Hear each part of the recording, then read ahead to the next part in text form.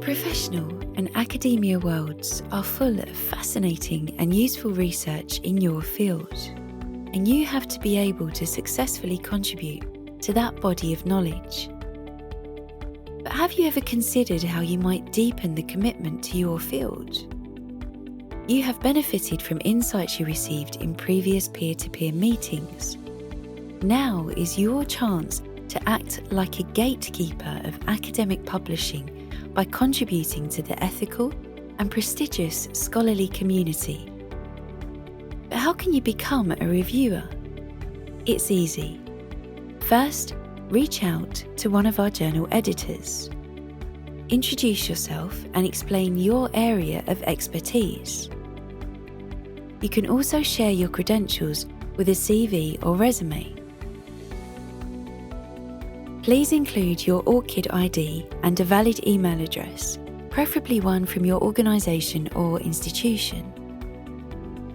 To volunteer as a reviewer for a particular journal, visit the journal's homepage and click the contact information for the editor-in-chief or managing editor. You can also volunteer via Publons. With a Publons account, you can earn credit for your reviews. Anyone at Sage will be happy to help and can point you in the right direction on how to sign up. You can create a reviewer account in the system for any relevant Sage journals. To increase the likelihood of being invited to review, ensure you list as many keywords or areas of expertise that are relevant. The more specific, the better. You may be called upon to review a manuscript based on keywords and speciality.